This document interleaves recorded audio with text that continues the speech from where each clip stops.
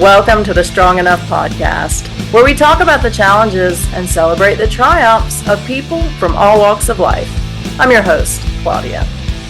Today's guest is going to talk about how he had a complete health and fitness transformation at the age of 47. And he's going to share that when he had nowhere to turn and no resources to find, he created them himself. He's also going to share some tips and tricks for you into when you should look for a trainer and what you should look for in a trainer. Please help me welcome Allan Misner. Allan, how are you doing today? I'm doing well, Claudia. How are you? I am well, and I am really excited to have you here today for a couple different reasons. One is that you deal with health and fitness pretty extensively, and so I always love speaking to people like you, and I think you have some great advice that you're going to share with the audience as well. So I'm really stoked that you're here today, so thank you. I am too, and I love the name of your podcast, Strong Enough. I love that message right there. That's right up my alley. Thank you so much. I mean, I'm biased, but I love it too. But thank you. And so I think we're going to have a lot of people in the audience that are going to be looking you up once they hear this episode. So to get them ready to hear a little bit more, I would love it if you would share a little bit about yourself. Okay. Well, I was always the type A, get it done my whole life. So, when it came to athletics in high school and on, I was in it. When I was in the military, I was on it. When I started my college, I was on it. When I got into my career, I was on it. The problem came in is the career part. And what I did was I did what everybody is supposed to do, right? Move up the corporate ladder, do the rat race thing.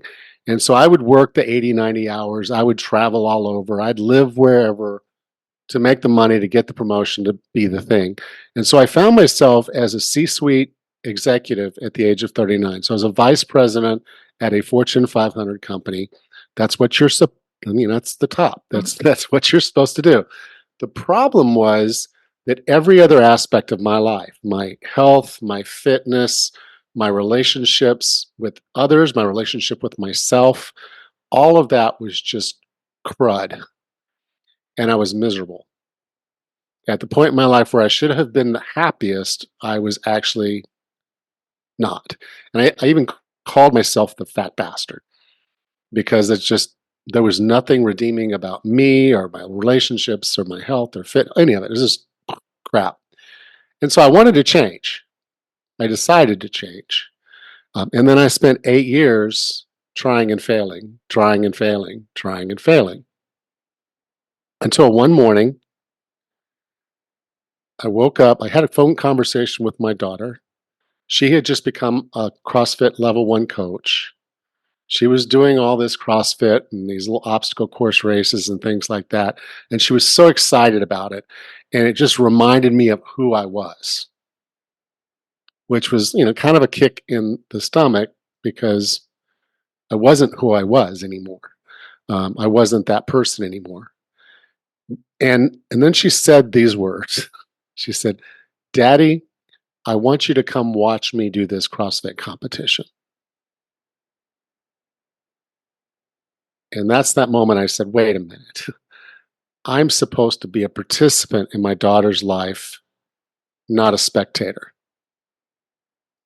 That's not what I signed up for when I wanted to be a father. And I'm like, of course I did go watch her. I did go watch her, but I didn't want to. I said I should be there. I should be doing it. And so it was that point that I asked myself a simple question. Why was it that I was able to do all of these other hard things? The military and the sports and the passing a CPA exam the first time and just all these other hard things that I had done. And I'm like, why is this different? And then the answer came to me. I had never really committed to fixing myself. And I needed to do that if I wanted to change. And that flipped a switch in my head. that there was no fail, that this was not bigger than me, that I could do this. And we're going to talk a little bit about mindset in a minute, but I worked through some of my mindset problems. And one of the things that I have in me is what I call an atlas type. Now, an atlas is the paper atlas we used to have before GPS existed. And I had that in me. And I knew that if I made something harder, I would work harder. If I put something scary in front of myself, I would do scary. And so I did. I called my daughter up and I said, hey, let's sign up for a Tough Mudder. Now, a Tough Mudder is a 12 to 13 mile mud run. Now, a mud run is different than a normal run because it's not on the road, it's not even on a trail. It's back where you get trucks stuck and you get four-wheelers stuck, and it's just a rough terrain to move through. And with these obstacle course races, they also throw in like 25 obstacles just to make it even more fun. And this was the first civilian obstacle course that I knew of that someone had actually died doing it. Okay, so this was stupid, but I knew it was going to fire me up. Okay, and I knew it would excite my daughter, and I knew that doing it would change everything for us. So we signed up for it. This was in March. The race was in November. And I said, okay, obviously now I've got this big scary thing. I don't want my daughter to have to wait on me, and I don't want her to have to feel like she could just needs to leave me back. Mm-hmm. I want to be able to finish the thing, and I want to finish it on her time, and I want to finish it without feeling wrecked. So I knew I had to change my fitness, my health. I needed to lose a bunch of weight, needed to get a lot stronger, needed a lot more stamina. And so that's what I did for 8 months. And I lost 66 pounds of fat. I gained 11 pounds of muscle. And I did that in my mid 40s when most people aren't supposed to be able to do those things. And so I completely changed physically. I changed other things during that period of time, but I changed physically. And when we did the race well. We finished the race holding hands. She ran her race, I ran my race. And when if you've had a kid, you're gonna know this. But there are 3 times memories I have with my daughter that are like the most cherished things I have on this earth. The first one was the day she was born, when she wrapped her hand around my pinky. Okay, the next was walking her down the aisle about a year and a half ago. And I am convinced today that had I not made that commitment back when I was in my mid 40s to do what I did, I probably wouldn't have been alive to do that. My health and fitness was that poor. And then the third was, yes, finishing that race, holding her hand, having, changed myself, changed my relationship with her, and being there with her as a participant and not a spectator. So much to dive into. I want to start with mindset because you mentioned that, there was that period of 8 or 9 years where you tried and failed, and you realized that you hadn't convinced yourself that this was meaningful and that you needed to do it. What gave you that mindset shift and the ability to finally say enough is enough? Yeah, well, the core of it was yes. There's certain aspects of me that are driven and others that are not, and so it's easy for me to look back at it. What I've done is I've trained thousands of people since. Okay, didn't set out to be a personal trainer. I was a corporate executive, but that's what I do now, and I've trained lots and lots of people. And there are about 5 mindsets that I see out there all the time. And I realize as I look back at what I did, I basically went through almost all five, but I went through three primary ones. That the first primary one I had to beat before I could get to the second one, before I could get to the third one. So the first one was that I was, well, maybe four. I'll start. I think there were probably four, but one was I was always putting other people's priorities over my own. Now, a lot of mothers will do this. Okay, I got to take care of the kids. I got to take care of the husband. I got to take care of the house, and I have my job, and I have this. End of the day, no energy to take care of yourself. I call that a co-pilot. And so a co-pilot is putting everybody else's needs in front of their own. And that will never work for the long term. Eventually that will beat you. And so with my job, traveling all the time, 90% travel, I always just put the job first. Mhm. And I had done that, and that's why I got where I was. So there was a point where I needed to put myself first. Okay. Put my needs first. And so to one of the superpowers of of someone who is a co-pilot is that they already have a support system around them. Their significant other, their kids, all those others that are around them that they spend this time serving, those folks will help them too if they just raise their hand and ask. So that's usually the superpower for a co-pilot. Okay, so after I got through Copilot, the next thing that I had as a problem was that I was looking in my rearview mirror instead of looking out the windshield. I was remembering myself in my mid 20s. And so I would try a workout program that was designed for someone in their mid 20s, and it would break me. I would try eating the way I ate before or try something different, and it wouldn't work. And so I was constantly looking at this past standard without looking forward. And what you have to do as a windshield person, when you know that's who you are, is you have to realize where your butt is in the driver's seat. You are in this spot now. And if you don't keep facing forward, you go backwards. So a windshield person just needs to look out the windshield and you'll go forward. It's just a natural way that it works for them. And so once I got past that, then I started feeling a sense that if I did something for a while and I got bored with it and I like missed a day or two, like Friday you go out drinking with your friends, Mhm. and then I screwed up last night. I may as well just roll it on into Saturday, and I'll get started again on Monday for sure. And then I don't, so it's a week, and now it's a month, now it's months, and I'm right back where I started. So a tires person is someone who needs consistency in their life.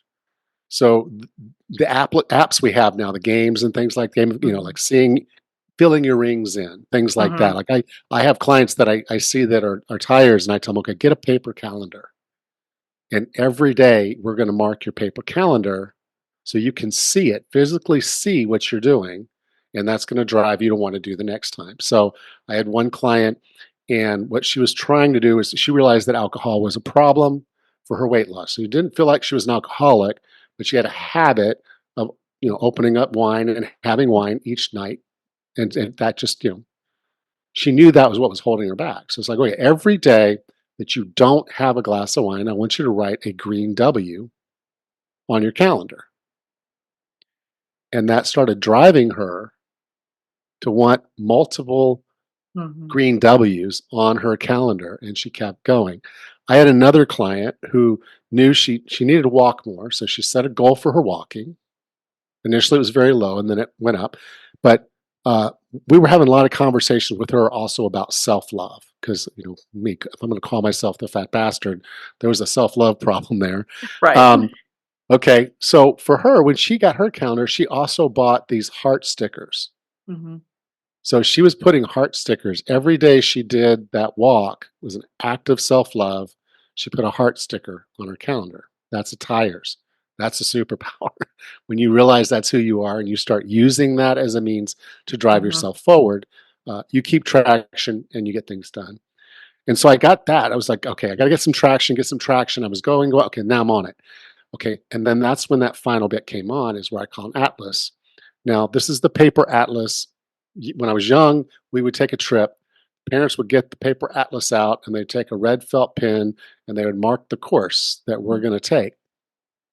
And this way, they didn't have to answer the question, "Are we there yet? Are we there yet?" The atlas was right there. Here's the atlas. You can see right where we are, and yeah, we're not even halfway. So shut up.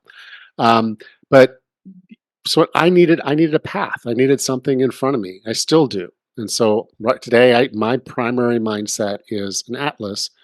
I need to be driving towards something because if I'm not, I'm just aimless and I'm bored. Why am I Mhm. doing this? What is this for? So I need to have a purpose, and I have several now, and we could talk about those later if you'd like. But I have several. So one first one was a Tough Mudder. That Mhm.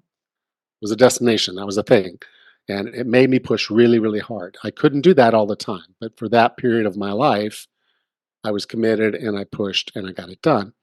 Um, the only other one that I know out there is the fifth one is called I call it the pedals. And so a pedals person will see this really cool new diet. It's the chicken broth diet. And so they start the chicken broth diet and they do it for about 3 weeks and then they're not really seeing a significant change. So they put on the brake.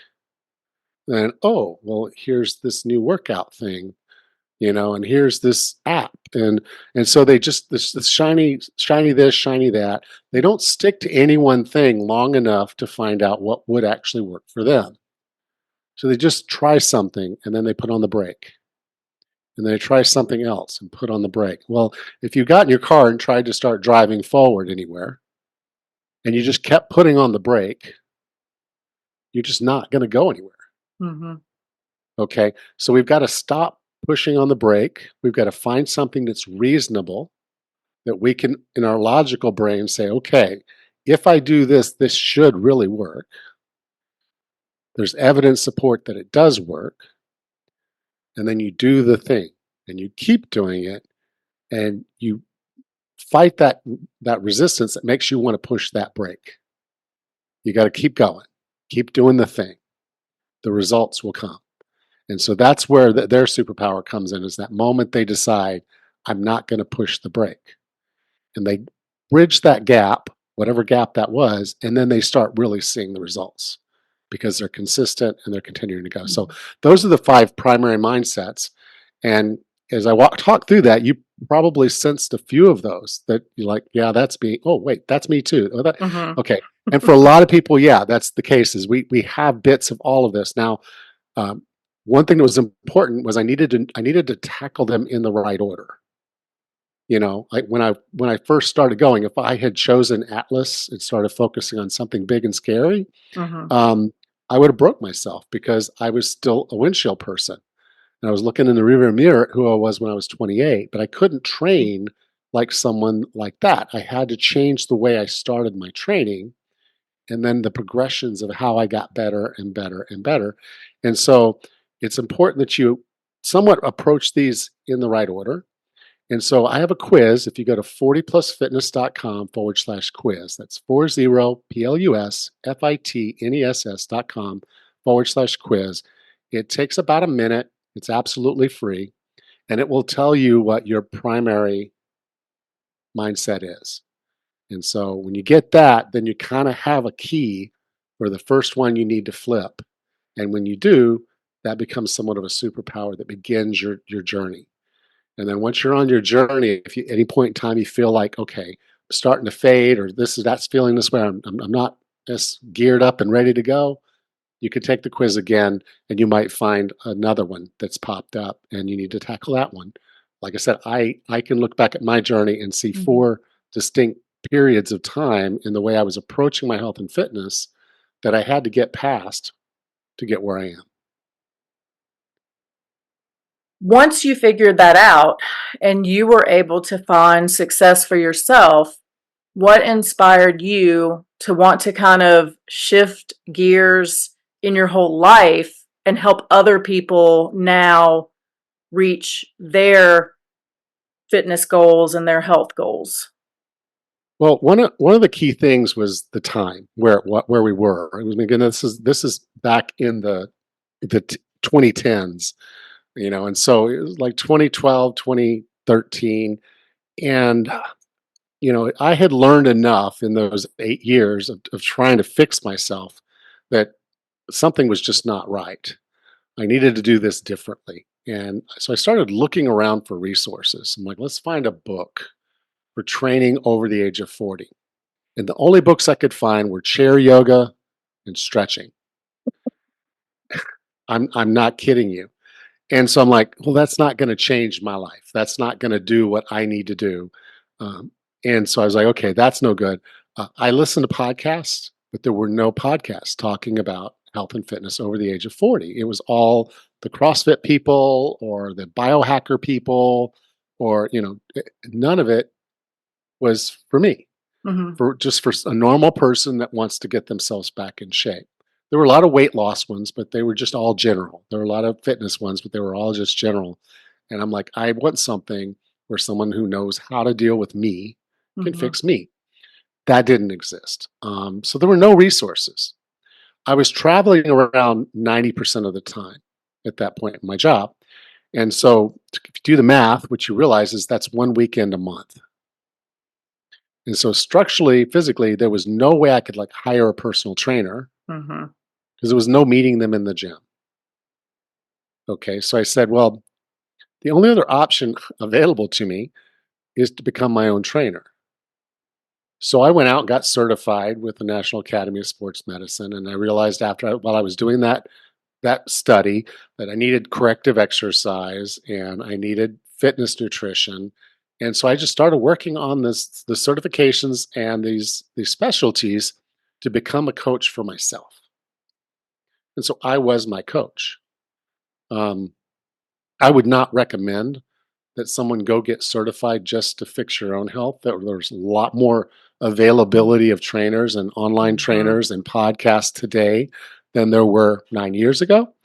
But that was a big part of it. I was like, I made this drastic change. Obviously, I had friends that I would see occasionally. So one of my friends that I had seen back in March sees this picture of me in November. And if you go out to my website, we'll give the link later. But if you go out there and click on the About Me, you'll see the change. You'll see what I did. And so he was like, dude, I want what you just did. I want that. How do I do that? And I told him, I said, well, I got certified and so I can coach you. And I told him, I said, but really the easiest way would be if both you and your wife came on. And he's like, okay. And I was starting a podcast and I said, okay, and I'm going to record our sessions and use that on the podcast. So if you go back and listen to the beginning, that was one of the episodes I would have each week was a client episode. So I Mhm. started with one client and it was a self-love issue for her. She was successful, but then she pulled away. But that was for her. That was a very much a self-love and just fear-based decision to pull away.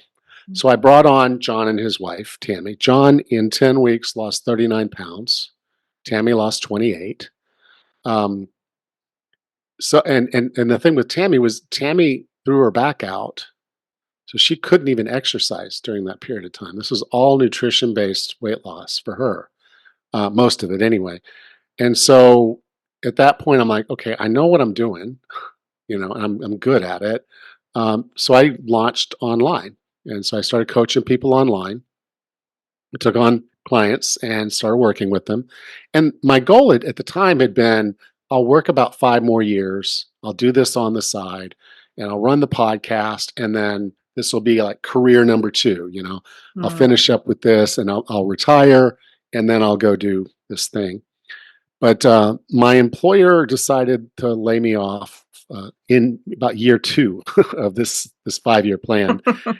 And I knew if I tried to get another job, then my 3 years left would end up being 5 years left. It's just Mhm. how compensation when you're at that level, you don't go back at the same compensation level, and you don't vest in your shares until you've been around 3 years or so. Mhm. So I was like, if I start over, I gotta start over. And I was like, I really don't want to do that. And so I told my wife, I'm like, I'm gonna figure this out. One way or the other, we're gonna figure this out. And so yeah, I just went full time in December of 2017. I was laid off and I went full time into this. I spent the first year writing a book. And so I have a book called The Wellness Roadmap. And that pretty much outlines how I was, how I viewed my change. Mhm. And it lays out a blueprint, a roadmap, if you will, to help you do the same thing. Um, it was a really good book. I'm really proud of it. It won some awards and got nominated for others. And so then I've been coaching, and then after about a year of coaching there, and so we're getting close to 2019. My wife and I decided that we were going to kind of simplify our lives and lower our cost base, and so we moved to Panama.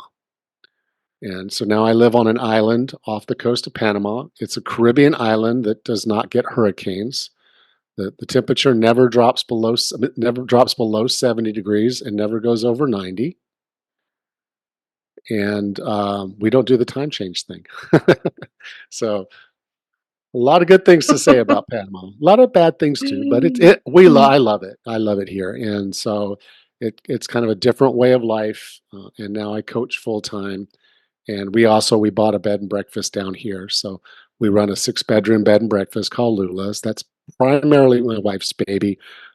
When she's away, I'll take over and help and get some things done. And I'm the bellman and the accountant and the back office person, but she does most of the heavy lifting.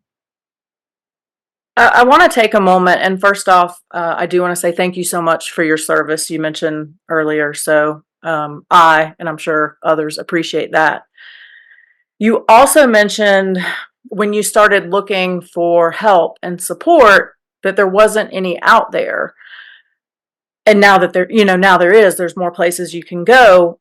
And a lot of that's thanks to you. You wrote the book, you started training people, you now do it online so that more people have access, and you have a podcast with several hundred episodes so that now people do have a place to go. What does that feel like for you to know, that you took something, a personal problem, and said, I'm not just going to help myself, I'm going to create things that are now going to help so many more people so that they don't run into the same things that I ran into when I wanted to get better and change my life? Well, it feels good. I mean, when I first started it, I don't know that I had these grandiose ideas, but it was just I can do this, and for lack of a better word, it was a hobby and a passion project hobby that I had no real intentions other than, again, when I retire and I don't really need any money, then I'll do this, and then and do it. But it really, sometimes it's like there's just stories of people that I've trained that I know the value for an individual. It's hard for me to think of it in terms of, yeah, there are thousands of people that have heard my podcast and thousands of people who have either read my book or listened to audiobook. Um, that feels good.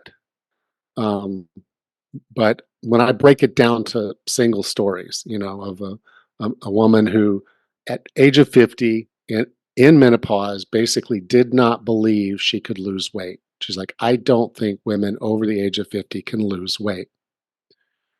And I told her, I said, well, look, I said, I have a guarantee with my program. If I can't help you lose weight, I'll give you your money back. So you have nothing to lose. And so she gave it a shot. We went through my standard 12-week program, and I think she lost something like 15, 16 pounds. So she did the impossible. She did the work. She did the work. Okay. I helped coach her, but she did the work. And then she signed on for another 6 months because her goal was to lose a total of 41 pounds, which she did. Okay. And, 41 pounds is, for someone like her, a whole lot of weight. Mhm. But it's not the weight, it's the improved health, it's how she feels about herself and her capacity to thrive. And so this was not about teaching someone that they were wrong. or even helping someone lose weight. This was helping someone do something that they just did not believe in themselves. And that's probably, for me anyway, the biggest coaching success I can have is giving someone the ability to surprise even themselves. I think she's not unusual. I think there's a lot of people out there that do believe that, that in your 40s, 50s and beyond, like it's hopeless. There's Yeah. nothing I can do. I'm never going to be fit again. I can't lose the weight. Why do you think we have that misinformation or that misconception? Well, it's not completely false. That's one of the problems in the health and fitness field is there are myths, but you can't really call them myths because there's so much anecdotal evidence that they're true. It is harder to lose weight when you're in your 40s and 50s and then 60s. It's harder. It's not impossible, and I think that's where we break the line. This is hard, but it's not impossible. And we tell ourselves it's impossible because we tried it and it was too hard. And so there's that line. And it's the individual that does what's necessary to have the accountability and the self-efficacy to drive them to keep doing it even when it's hard. I know a lot of people will sit there and say, well, I tried, and I'm like, okay, well, why are you doing this? And if you're just doing it for the 51 or 41 or 21 or 15 pounds you want to lose, that's not emotionally compelling. Mhm.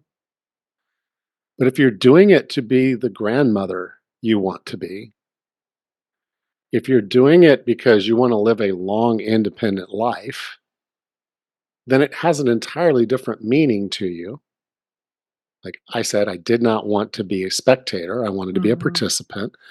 And so when you add that meaning behind it, that deep emotional why, and then you kind of have a clear vision of what this looks like for you, you put those two things together, and what you have is commitment. Okay, when someone meets someone, they decide they want to get married. It's a very emotional day. Okay, we're going to do this Mhm. thing, and this is a lifelong thing, and we have these dreams of what our life together is going to be like. And so those dreams come together, and the why is this love. It's a self-love and a love of this individual, and it's the family we're going to build and the life we're going to build. And so you go at it with this much deeper meaning, and you do the things. It means, okay, well, I'm not going out and drinking beers with my buddies every night of the week. And it means I'm not hoo-hooing at this girl to get her attention or get her phone number. That's not what a committed person does. And so if you can approach health and fitness from that same level of commitment, well, you don't cheat on your diet. You don't run around and do things that aren't serving that goal.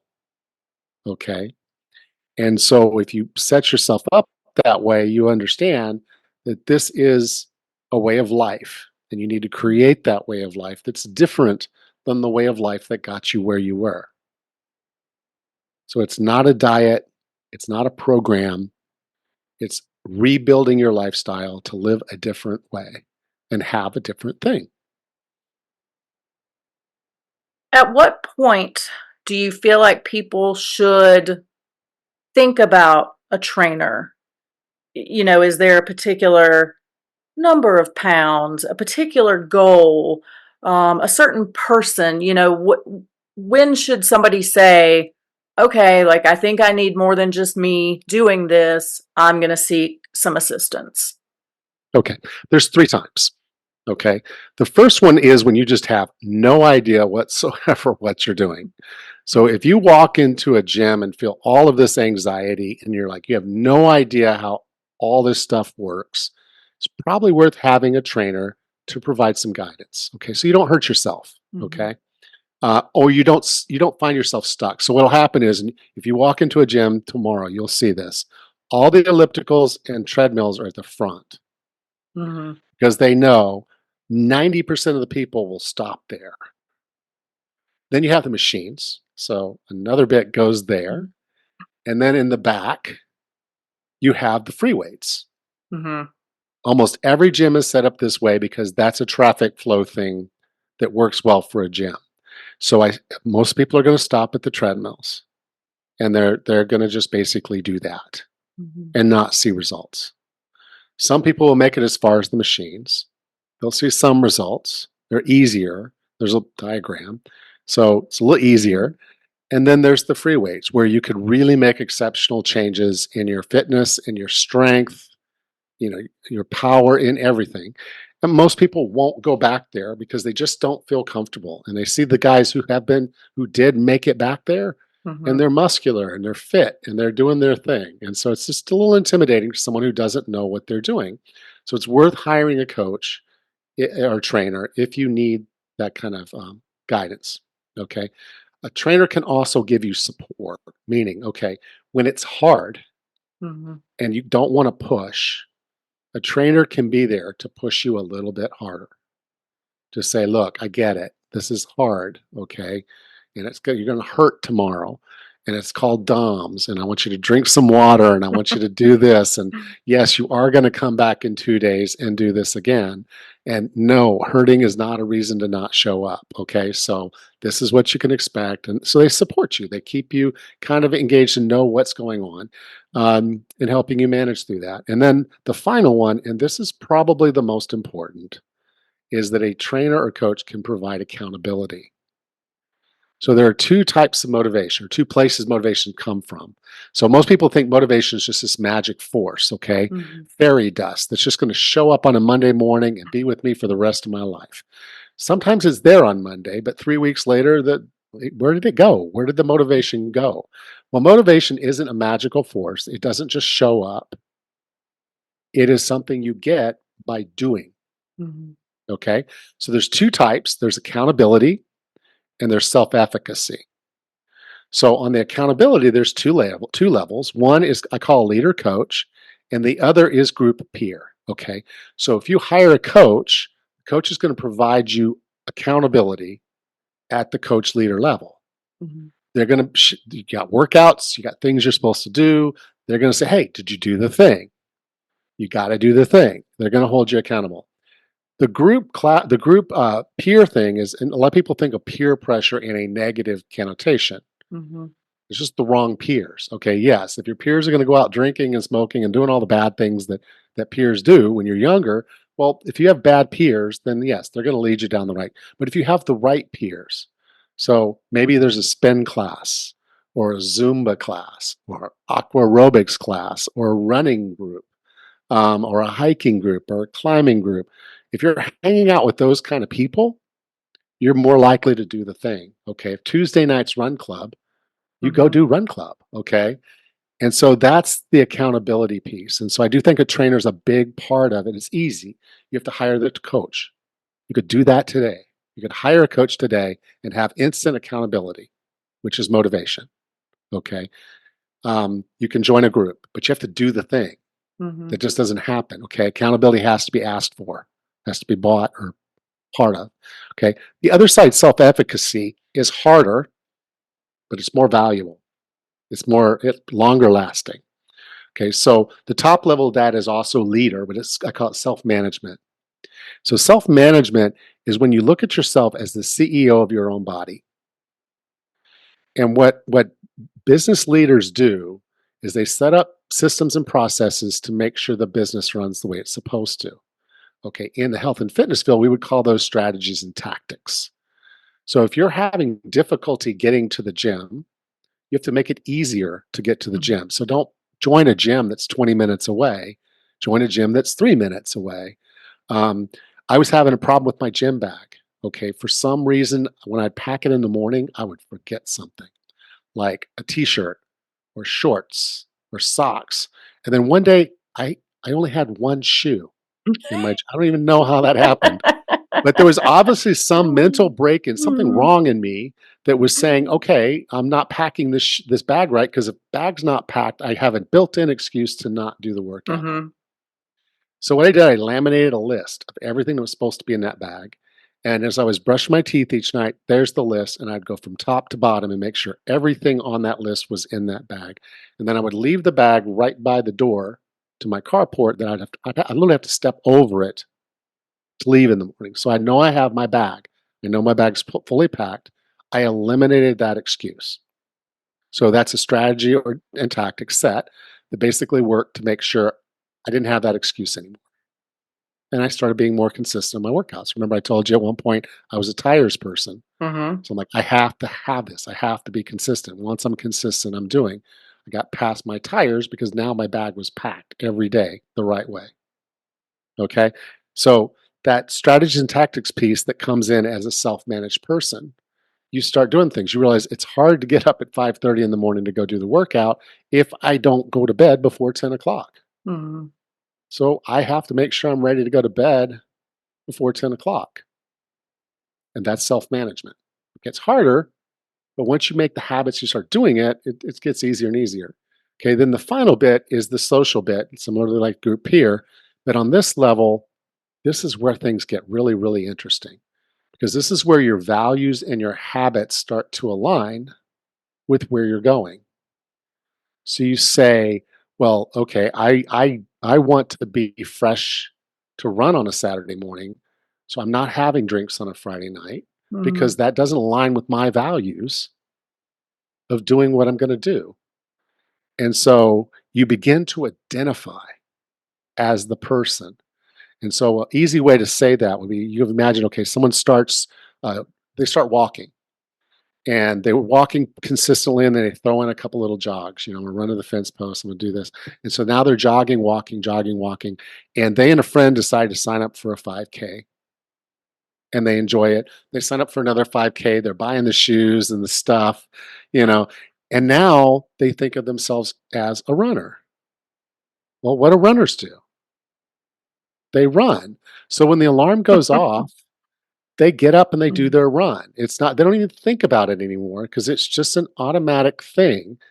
They show up for they do their runs in the morning. They show up for run club because they still have that accountability group. They may even still have a run coach and they go do the thing, but they identify as a runner. And then, so the person who is most motivated is the one who usually has more feet in all four quadrants of this thing. So if you have a coach and a group and you have self-management and you identify as something, you're motivated. How do you keep well, I keep doing it because I'm in all these boxes, okay? Mm-hmm. That's how it works. If you wonder why someone keeps doing the thing, is they're in all four of those boxes most of the time. And so, a coach can be the very first step to filling up your motivation map. And it's easiest because you just hire a coach. And then, yes, then I would say start looking for groups and people, peers that are going to hold you accountable and be a part of your new family. Jim Rohn says you're the sum of the five people you spend the most time with. Mm-hmm. Pick those people carefully. Okay. And then that's the easy ones. You still have to do something to get it, but those are the easy ones. Then you start working on self management and your habits and values. And when you get there, it's magic. Motivation belongs to you. Anytime you want, you can conjure it up.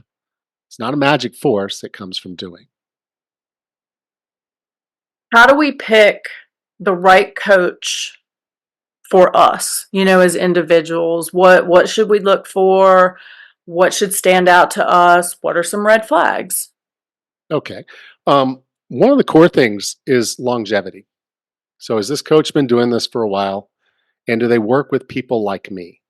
So Mm-hmm. if you walk into a gym, a big box gym, the coaches that are in there, they could be great people with all the certifications. But if they're working with teenagers all the way up, then you just have to ask them some questions because they may think we're all the same. Mm-hmm.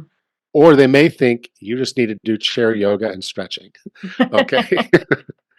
And so you want to make sure that you find someone who has experience doing what you want to do.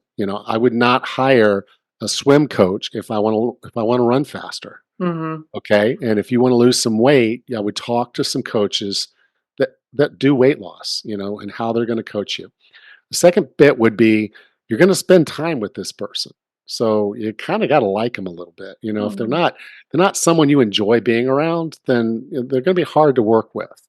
You may think, well, yeah, I want a drill sergeant style trainer, and if that works for you, then by all means, them yelling at you when you're trying to do a bench press, if that fires you up and gets you pushing more weight, then yeah, hire that kind of guy. But just know you're hiring someone that coaches to your style, okay? Because we Mhm. all have slightly different styles.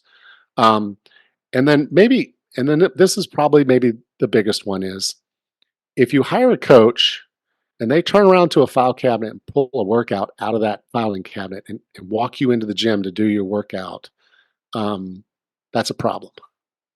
Okay. Especially when you're over 40, because you're going to have things in your history that they should know about. Mhm.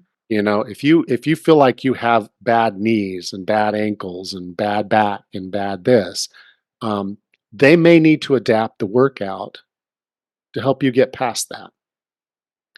And if they ask you to do something, you should feel confident and comfortable asking about it. Now, don't plant your feet and say, I'm not going to do that because, squatting hurts my knees. I can't tell you how many people I've coached that said squatting hurt their knees. And then I got them squatting properly. And they're like, well, that doesn't hurt at all. I don't understand. Why did squatting hurt? You were doing it wrong. Mhm. Okay. We had very good intuitive movement when we were babies. And then somewhere along the lines, we sat too much, we did too much repetitive stuff, we had injuries, and we made mental excuses to not work out. And so finding a coach that understands that can coach you to get you the best results, they're only going to get there by asking questions. Mhm. If they think they know it all before they even talk to you, run. They're going to hurt you. Um, and then, yeah, trying just, so like I said, the core of it is you got to like them. They have to have some experience doing what you want from them. Mhm. And then, two, they need to be able to coach you on both sides, meaning they want you to ask questions, they want to educate you.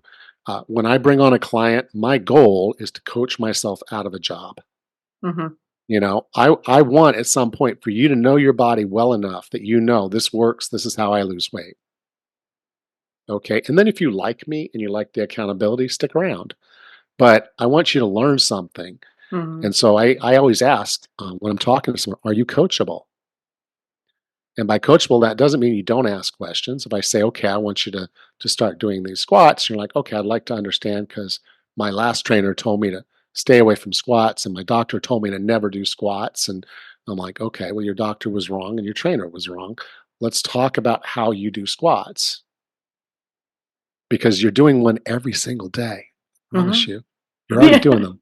It's called going to the bathroom. If you're a woman, Right. you're doing it a lot of times a day. Okay, you squat all the Mhm. time and you never think about it. But here's the thing. When you do that, you change your body and you move in a different way and you think about it a different way. But you can do squats. If you sit down, you can do squat and you get back up, you're doing a squat. So we just want to talk about that form and how you can move Mhm. differently and move better. And we may need to improve some strength in other parts of your body, but it's easy enough for me to do some basic assessments and see your movement pattern and be able to advise you how to do it right and not hurt. But then sometimes, yeah, even then, you've got an injury and squatting will potentially cause some issues. So we're asking the right questions and then we say, okay, Mhm. well, we can't do squats. Here's what we'll do instead. And so, yeah, your coach has to be curious and inquisitive and ask questions and let you ask questions. And that's how you learn. That's how you optimize your benefit from spending time with them. And that's their job. But for most of them, they're like, I'm going to give them the workouts. They're going to think they're doing the right thing. Maybe they'll lose a little bit of weight, but they're going to need me for the rest of their life. And I'm going to keep selling them hours. Mhm. And that's one of the things that's different with me online is I'm not selling hours. I'm selling outcomes. If you want to lose the weight and you're over 40, I'm your guy. If you want to get stronger and you're over 40, I'm your guy. And I'm not going to start by telling you what to do. I'm going to start by asking you questions so I can understand you better and help you do it right. That should be your tagline, that you're not selling hours, you're selling outcomes. That's fantastic. Yeah.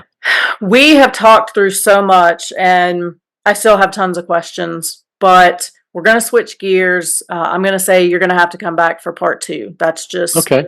That's just what it is. But for today, we're going to switch gears real quick before I let you go, and we're going to talk about art in the form Okay. of tattoos. The form of tattoos. In the form of tattoos. So I'm wearing short sleeves today, so you can actually see some of my tattoos. I know you have a tattoo as well, and it ties into a little bit of your story that you shared and a little bit of your history and your transformation. I would love if you would share that with us. Okay. So back when I was 39 and I told you everything about my life was just completely miserable with the exception of my career, Mhm. I was in a very, very toxic relationship. And there was, and it's my fault. I picked the wrong person. I stuck with the wrong person too long, however you want to label it. Mhm. Um, but I got to a point where I was like, I don't even want to be around this person. There's no intrinsic value to my life being around this person. And I hate to say that, it's my fault, maybe even more so than hers. So I will say that, that the fact that we were in a passionless Mhm. relationship was my fault as much as it was hers, if not more. And so I got up the guts to terminate that relationship because I realized I tried talking through it. I tried changing some of my own behaviors, and none of that was changing any of it. And I found I was most at peace when I was by myself, which is a terrible way to feel when you're living with someone. Um, Right. you know, why don't you go somewhere for a while?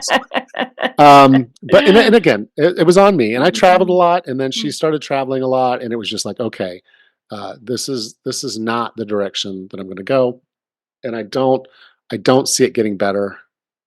And she kept leaning into the wanting to get married thing, and I'm like, well, you know, there's no passion when we're not married. Mhm. What makes you think getting married is going to change that? And I said it wouldn't, and so I decided I was going to terminate that relationship. And so I terminated that relationship and I thought, okay, what is the number one thing I would ever want from someone in my life if I ever decided I wanted to be in another long term relationship? Because at that point, I was thinking, I probably don't. Mhm. And so there was one word that kept coming up, and that was the word passion. And so I decided that I wanted a reminder that I would see every morning when I'm brushing my teeth and every night before I go to bed when I'm standing at the mirror with no shirt on. So the tattoo is on my chest, Mhm. on my heart, and it says have to have passion.